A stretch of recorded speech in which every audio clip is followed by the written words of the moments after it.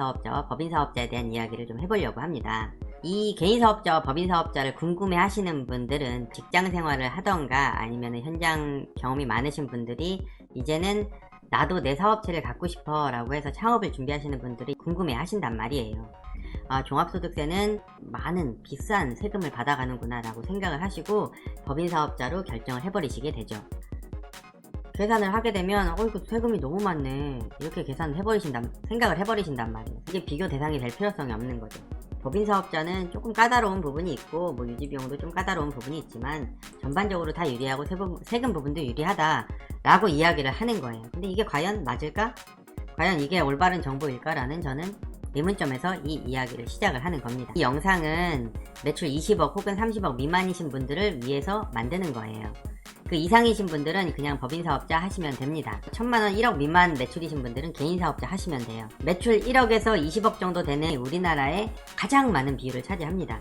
그래서 많이 대중적인 매출 구간대다 보니 이 부분에 대해서 제가 언급을 드리려는 거예요. 새로 창업을 시작하시는 분들에게 도움이 되는 영상이었으면 좋겠다는 생각이 듭니다. 먼저 우리는 법인이라는 거에 대한 용어를 알아야 돼요. 법인이 뭐지? 법인이 뭐지라고 물으면 적어도 우리나라에 70% 이상 되시는 분들은 법인이 무슨 사업자 아니야? 주식회사 아니야? 이렇게 알고 계시는 분들이 있어요. 내가 어떤 수익을 얻고자 하는데 나 대신에 벌어줄 법으로 만들 수 있는 인격체를 하나 만드는 게 법인인 겁니다. 법인이 회사가 아니에요. 법인은 그냥 인격체예요.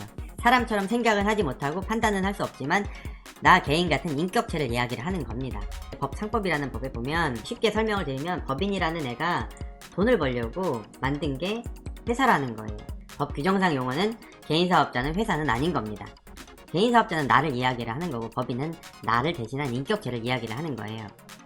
자, 이렇게 구분을 하고 이제 수익으로 넘어가 볼게요. 개인사업자는 돈을 벌면 일단 다 제 겁니다. 내 거예요. 내 거. 그리고 내가 고용한 직원이 있으면 제 돈으로 이 직원한테 월급을 주는 겁니다. 그런데 법인은 돈을 벌면 이 법인이란 인격체 것이에요. 그 횡령이라든지 배임이라든지 이런 뉴스 기사에서 많이 보는 단어들 있죠. 무슨 말이냐면 법인 건데 대표자가 가져갔든 누가 가져갔든 가져가 버린 거예요. 그래서 횡령이 되는 거예요. 내게 아닌데. 개인사업자 같은 경우는 직원은 월급을 받아요. 근데 법인사업자의 대표는 이 사람도 똑같이 월급을 받아요.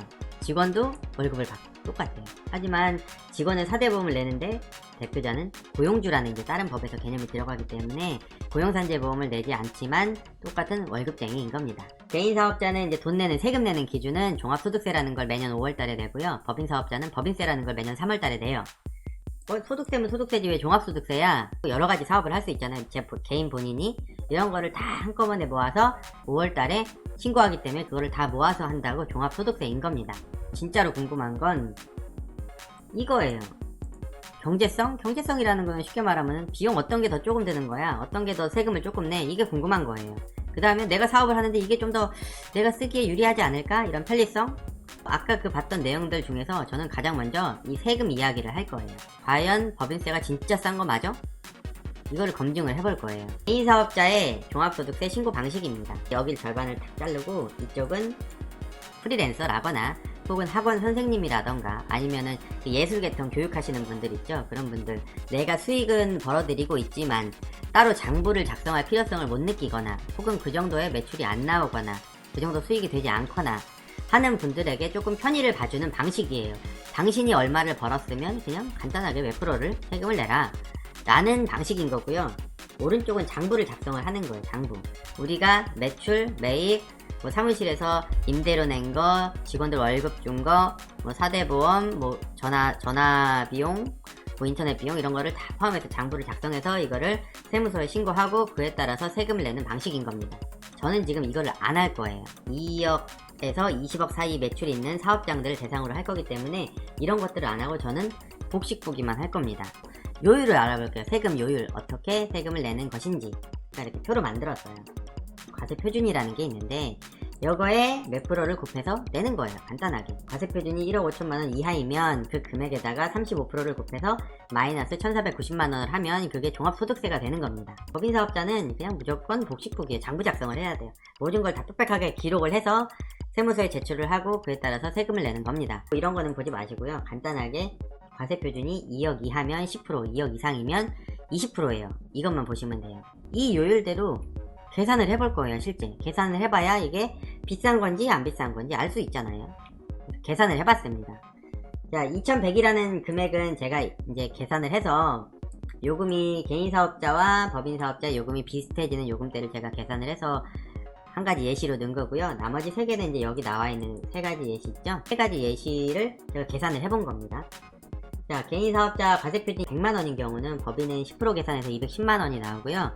개인사업자는 15%에다가 마이너스 108만원을 해서 207만원이 나옵니다. 그럼 크게 과세표준이 1억 5천인 것은 이제 여기 있죠? 35% 곱해서 마이너스 1490만원을 하라고 하네요. 그럼 똑같이 해봤어요. 35%를 곱해서 마이너스 1490만원을 했더니 3610만원이 나오고, 법인은 그냥 10% 계산했더니 1500이 나왔어요. 개인사업자가 여기가 근 2배 가까이 되죠? 2배 가까이 되고 여기는 2배가 넘습니다. 개인사업자가 월등히 비싸 보여요. 그쵸? 제가 보기에도 그렇게 보입니다. 근데 여기서 우리가 짚고 넘어가지 않은 게 있어요. 어떤 거냐면 과세표준이라는 단어예요. 과세표준이 뭐지? 매출액을 이야기를 하는 건가? 이렇게 오해를 하실 수도 있잖아요. 그쵸? 자, 아까 말씀드렸던 이 절반을 잘라서 이 오른쪽 부분은 간단하게 당신의 수익이 이 정도면 이 정도 퍼센트로 해가지고 이 정도 세금을 내 라고 하는 방식이기 때문에 매출액이 과세표준이라고 보셔도 무방합니다. 맞다는 게 아니라 무방하다는 거예요. 하지만 이 복식부기는 아까 말씀드린 대로 장부를 다 작성을 해서 그거를 세무서에 제출한 다음에 그 기준대로 세금을 부여받는 것이기 때문에 방식이 조금 틀려요. 그래서 진짜 복식부기의 과세표준을 알아볼 거예요. 그러려면 실제 회사의 장부가 필요하겠죠? 그래서 제가 2개 회사의 장부를 가지고 왔습니다. 이것은 매출 매입을 표시해 놓은 장부예요. 첫 번째 회사는 매출액이 2억 5,400이에요. 2억 5,400인데 이 두 회사는 다 건설 회사의 장부입니다. 자, 그래서 매출 원가라는 게 1억 8천이라는 게 있네요. 매출 원가가 뭐냐면 어떤 건설회사들은 현장에서 건물을 짓거나 하잖아요. 현장 자재비용, 그 다음에 현장 인건비, 그 다음에 일용직 노동자분들에게 지급한 뭐 임금 이런 거를 다 포함을 하는 거예요. 그래서 그거를 뺐어요.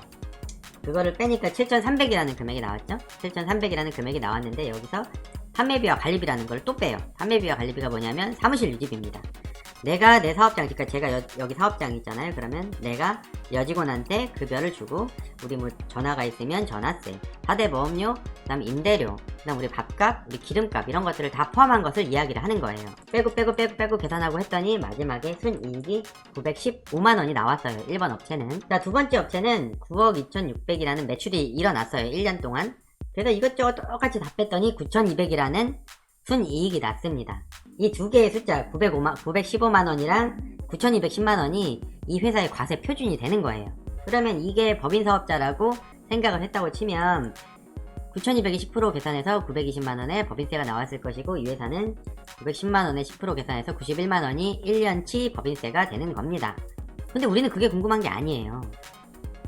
누가 순이익 계산해서 우리가 얼마 나올 거 계산을 하자는 게 아니잖아요. 그죠? 그게 궁금한 것도 아니고, 정말 궁금한 거는 내가 매출액이 얼마나 나왔을 때 세금이 얼마나 나오는 걸까? 이게 궁금한 거예요. 내가 매출을 10억을 할 것 같은데 세금 얼마나 나와? 이게 제일 궁금한 겁니다. 그러면 아까 순이익 곱하기 세금 뭐 몇 프로 계산하면 세금이 나온다는 건 알았잖아요. 그죠? 그러면 매출액이 얼마일 때 순이익이 얼마가 나오는데 그러면 세금이 얼마 나올까? 저희는 이게 궁금한 거예요. 최종적으로 순이익률이라는 거를 계산을 해볼 거예요. 순이익률 이게 왜 이렇게 어렵게 가지? 라고 생각을 하시는데, 간단하게 생각을 하면 우리 매출액이 얼마일 때 대략적으로 순이익이 몇 프로나 나는 걸까? 이게 궁금한 거죠.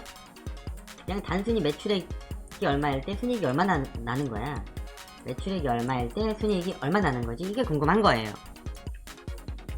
그래서 이거를 계산해 본 거죠. 이 두 개 업체를. 그래서 첫 번째 업체는 매출액 2억 5천인데 순이익이 910만원이 났으니까 대략적으로 매출액의 4%가 순이익이 났다. 두 번째 업체는 매출액이 9억 2천인데 그거의 약 10%인 9,200만원이 순이익이 되더라, 이 얘기입니다.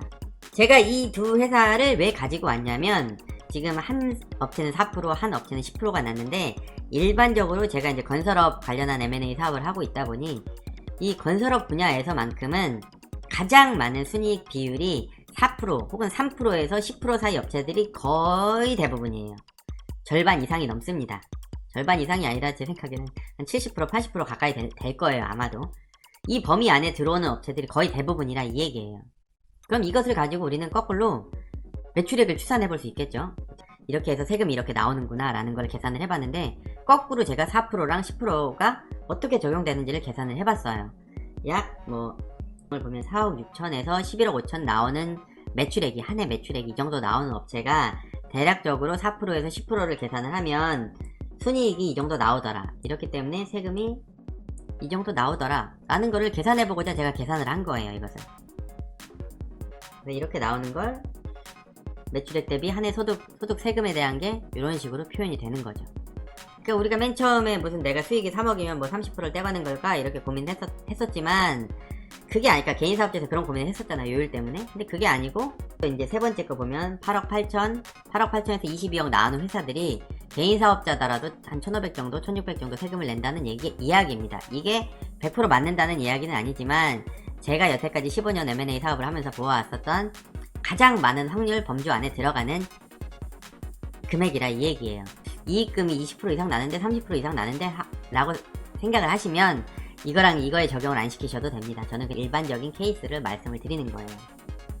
그래서 매출액 3억에 30%를 때리는 게 아니라 결국은 이런 방식으로 이렇게 계산을 해서 이렇게 세금이 나오는 거다 라고만 생각을 하시면 돼요. 내가 내야 되는 세금에 대비해가지고 매출액이 생각보다 커야지 이 정도 내는구나 라는 거 정도는 알 수 있겠죠. 하지만 그게 궁금한 게 아니에요. 우리는 개인사업자와 법인사업자의 이야기를 하자는 거니까. 단순히 두 숫자만 비교해보면 여전히 법인사업자가 월등히 비싸요. 마지막 것도 거의 2배가 넘어요. 그런데 이게 과연 끝일까요? 이게 끝이 아니란 말이에요. 자, 여기까지는 일반적으로 온라인상의 내용이 다 나와 있어요. 그거를 내가 스스로 계산기만 두들겨 보면 다 계산을 할 수 있는 내용이에요. 온라인상에서 이야기해주지 않는 정말 중요한 이야기가 하나 있습니다. 이전에 이야기했었던 장부 2개를 다시 가지고 왔어요. 근데 두 회사의 다른 장부를 가지고 왔어요. 재무상태표라고 하는 다른 장부를 가지고 왔어요. 자, 두 회사가 다 단기 순이익이라는 표현을 쓰고 있죠. 그런데 두 회사에 엄청나게 차이가 나는 한 가지가 있어요. 뭐냐면 첫 번째 업체는 이익 잉여금이라는 단어가 있고, 두 번째 업체는 그게 없어요. 첫 번째 업체는 법인사업자의 장부고요, 두 번째 회사의 장부는 개인사업자의 장부입니다. 이게 없어요. 이게 무슨 차이냐면, 법인사업장은 우리가 통장에 돈이 들어오면은 얼마가 들어왔고 어디서 들어왔고 어떤 방식으로 들어왔고가 다 표시가 돼 있어요. 뭐 CD기에서 입금을 했는지, 자동이체로 들어왔는지, 인터넷 뱅킹으로 했는지 기재가 돼 있잖아요. 법인사업장은 그거랑 똑같다고 보시면 돼요. 이 법인이라는 친구가 돈을 이렇게 벌었잖아요. 돈을 벌어가지고 이익이 생기면 그걸 갖다 세금을 냈는데, 그럼 세금을 내고 나머지 이익금 있잖아요. 그거를 고스란히 차곡차곡 쌓아놓은 거예요, 이 법인이라는 친구는. 그것을 이익잉여금이라는 수치로 이렇게 계속 기록을 해놓고, 이익이 매년 발생할수록 이 금액은 점점 커지겠죠. 이것을 계속 기록을 하고 있는 거예요. 근데 개인사업자는 왜 없지? 아까 처음에 말씀드렸잖아요. 개인사업자는 돈을 벌면 다 내 거예요. 그 대신에 세금을 많이 냈어요. 많이 낸 대신에 그냥 내 거가 돼버리고 끝난 거죠. 자, 그런데 내가 사업을 하다가 예를 들면 3년을 하게 될 수도 있고 10년을 하게 될 수도 있고 뭐 20-30년 하게 될 수도 있죠. 하게 되면 이 이익잉여금이라는 숫자는 점점 커질 거란 말이죠. 그죠? 그러다가 이제 예를 들어서 내가 몸이 아프다거나, 예를 들면 사업을 못하게 됐다거나, 경기가 급격히 안 좋아졌다거나, 뭐 여러가지 사유 때문에 내가 사업을 접을 수도 있어요. 그죠? 그럼 접게 되면 어떻게 해야 돼요? 내가 회사를 폐업을 한다던가 제3자한테 매각을 한다던가의 방식을 사용을 하게 됩니다. 근데 저는 그냥 간단하게 한 예로 폐업을 예를 들어볼게요. 다른 예를 하나 들어볼게요. 제가 정기적금 10년짜리가 있어요. 10년짜리 정기적금이 있는데, 이 만기가 지나면 이것을 통장을 없애기 위해서 어떻게 하죠? 가서 은행 가서 해약해주세요 라고 이야기를 한단 말이에요. 그 전에 이야기하지 않은 프로세스가 한 가지 있어요. 어떤 거냐면 돈을 먼저 인출을 해야 돼요. 인출을 한 이후에 통장을 없애버리는 해약이라는 업무를 합니다. 그런 것처럼 이 법인이라는 애를 폐업을 한다는 얘기는 얘를 없애고 싶은 거예요. 이 법인 장부도 없애버리고 이 법인이라는 친구를 없애버리고 싶은 거예요. 그럼 없애려면 그 전에 먼저 이 쌓여있던, 얘가 차곡차곡 쌓아놨던 이익잉여금이라는 거를 내가 돈을 빼야 돼요. 내가 돈을 빼야 돼. 돈을 빼야 되는데, 최초의 주주라고 하는 사람들이 돈을 투자해서 만든 게 법인이잖아요. 주주들한테 법인이 하나씩 나눠줘야 되는 거예요. 주식 비율대로 나눠줘야 되는 거예요. 이것을 우리는 배당이라고 부릅니다. 배당. 그래서 내가 폐업을 하고자 하면 이 이익잉여금이라는 숫자를 다 주주들한테 나눠주는 배당이라는 행위를 한 이후에 폐업을 해야 되는 거예요. 그런데 이 배당이 공짜냐? 그렇지가 않아요. 이 배당은 14%에 또 세금을 내야 되는 거예요. 그럼 이렇게 되면 이 당기순이익이라는 이 잉여금이라는 이 친구들은 결국은 나중에 낼 세금이 돼버리는 거죠. 개인사업자는 그런 게 전혀 없어요. 근데 법인사업장만 있는 거예요. 당장은 아니지만 미래에 발생할 내가 폐업을 하거나 제3자한테 양도를 하게 될 때 배당을 해야 되는 부분을 다 포함을 해서 다시 해볼게요. 법인세율이 10%였잖아요. 거기에 14%를 더해야 돼요. 그죠? 그럼 토탈 24%가 된단 말이죠. 200에 500. 개인은 580인데 법인은 1000만원, 1100만원. 개인은 1500인데 법인은 2100만원. 개인은 3600인데 여기도 3600만원. 2억 미만이신 분들은 이게 똑같잖아요. 그쵸? 여기가 똑같잖아요.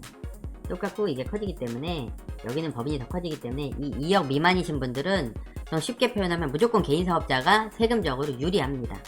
그리고 이제 이 차이가 벌어졌다가 점점 줄어지죠. 그래서 여기는 비슷해졌어요. 그쵸? 여기는 이 마지막 부분에서는 비슷해졌기 때문에 이거 이상이신 분들, 매출액이 적어도 10억, 30억 이상이신 분들은 법인사업자를 하시는 게 유리한 거예요. 하지만 2억에서 30억 구간 이 중간인 분들이 가장 많은데도 불구하고 이 분들은 지금 이 계산대로라면 법인이 불리할 수도 있다는 이야기인 거예요. 왜냐?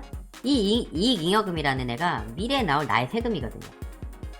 그러면 이 배당이라는 거는 꾸준히 우리가 매년, 예를 들어서 매년 조금씩 해가지고 한꺼번에 나올 금액을 조금이라도 지금이라도 조금씩 없애서 관리를 했다고 하면 상관이 없는데, 사업을 하다 보면 이것까지 내가 신경을 못 쓸 수도 있고, 생각을 해보니까 나중에 내나 지금 내나 똑같은 거면 나중에 내지 뭐, 이렇게 생각을 하시는 분들도 많고, 사업이 어려워가지고 배당 세금까지 다 감당하기 어려우신 분들도 있고, 사정은 여러 가지겠죠. 이런 것 때문에 제때제때 배당을 안 하시는 업체들이 상당히 많아요. 거의 대부분일 거라고 생각을 합니다. 그러면 결국은 마지막에 내가 폐업을 하거나 10년이 지나고 20년이 지나면 그 잉여금은 나한테 그냥 세금 폭탄이 될 수밖에 없는 거예요.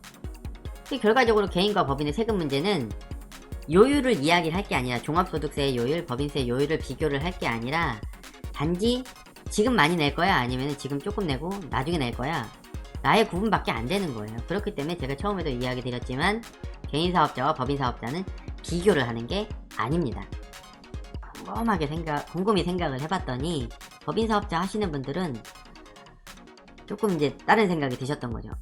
예를 들어서 지금 낼 세금이 아니라 나중에 낼 세금이니까 내가 지금 어떻게 하면 이 나중에 배당에 대한 세금을 줄인다고 하면 결국은 개인사업자보다 20억, 그러니까 매출액이 20억에서 30억이신 분들도 내가 조금 어떻게 하면 배당이라는 세금만 조금 줄일 수 있으면 결국은 개인사업자보다 내가 세금을 적게 낼 수도 있잖아, 이 생각을 하실 수도 있어요. 이제 1인 주주예요. 배당 세금 14% 뭐 제가 뭐 감면받을 사항 뭐 몇몇 가지 해가지고 내면 되겠죠. 그런데 예를 들어서 주주가 5명이에요. 5명이면 뭐 한 명이 배당에 대한 세금을 낸다고 하면 5명이 다 이렇게 골고루 내겠죠.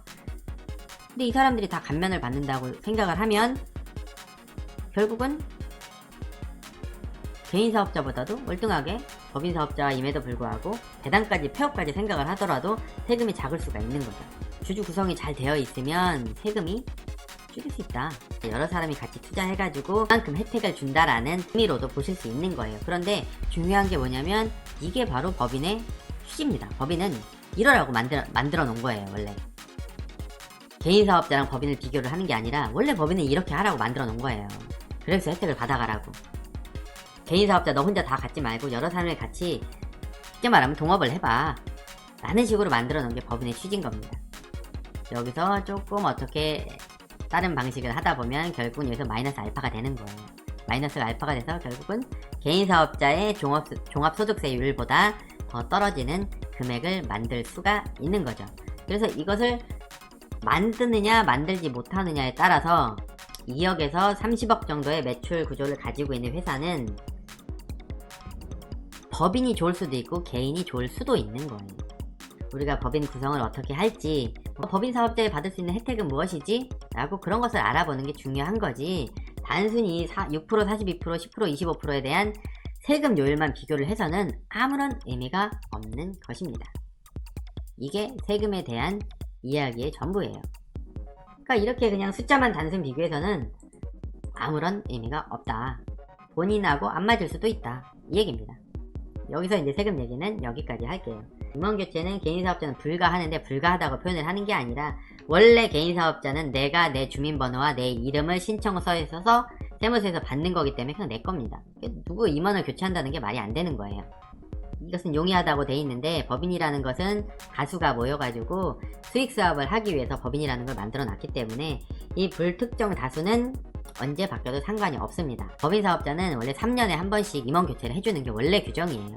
회사의 책임 뭐 이런 것도 있는데 저는 이런 부분에 대해서는 언급하고 싶지를 않아요. 사업을 이제 시작을 하려고 하는데 책임 회피하려고 법인을 하는 건 아니잖아요. 신용평가 부분도 이야기를 하시는 분들이 있어서 말씀드리면 저는 2억에서 30억 정도 구간에 있는 업체들을 대상으로 이야기를 하는 겁니다. 개인사업자 사장님들이 뭐 자산이 뭐 공장이 있다거나 땅이 있다거나 이런 경우를 제가 더 많이 봤기 때문에 이것은 꼭 법인이 유리하다고 이야기할 수만은 없습니다. 100억대 가까이 되는 회사들은 법인이 훨씬 유리하겠죠. 매출액이 반영이 되기 때문에. 그다음에 유지비용, 유지비용이라는 거는 그러니까 개인사업자 같은 경우는 사업자 등록증 하나만 있는데 법인은 법인 등기부등본하고 사업자 등록 두 가지가 있어요. 그래서 상호를 바꾼다거나 주소 이전을 한다거나 사업 목적이 추가된다거나 뭐 임원 변경을 한다던가 그런 행위가 있을 때마다 법인 등기부등본 먼저 바꿔줘야 돼요. 그러면 그때마다 법무사한테 일정 금액의 수임료를 주고 경정을 해야 되죠. 그리고 가장 중요한 거 세무사 장부작성료, 뭐 기장료라고 부르기는 하지만 세무사분들에게 장부작성을 맡겨야 돼요. 법인사업자가 조금 비싸요. 왜 비싸냐면 아까 통장 얘기했잖아요. 그죠? 개인사업자 같은 경우는 예를 들면 내 통장에 1,000원이 들어왔어요. 1,000원이 들어왔는데 아무리 생각해도 이 1,000원이 어디서 들어왔는지 나는 모르겠는 거예요. 아무 흔적도 없이 그냥 1,000원이 입금이 됐는데 어디서 들어왔는지 전혀 기억이 나질 않아. 그런 경우는 그냥 웃자고 하는 소리지만 쓱싹 지워버리시면 됩니다. 웃자고 하는 소리입니다. 근데 법인은 그게 안 돼요. 1,000원이 들어왔으면 이게 어디서 들어온 거고 용도가 무엇이고 그런 내용을 다 기재를 해야 돼요. 내가 통장에 있는 돈을 내가 썼어. 개인사업자는 내 돈이라 그랬잖아. 그냥 가져가도 돼요. 대표자는 가져가도 됩니다.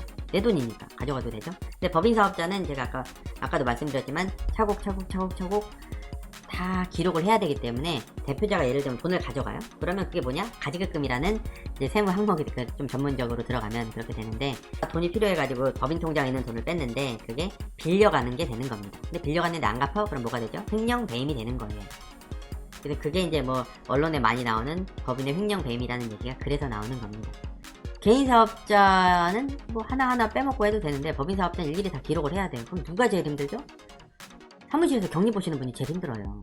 개인사업자는 그냥 몰라 그러면 되는데 법인사업자는 다 일일이 기록을 해야 되니까 법인사업자의 격리 보시는 분이 제일 힘든 거예요. 근데 그 격리 장부를 또 어디에다 맡기죠? 세무대리인한테 맡긴단 말이에요.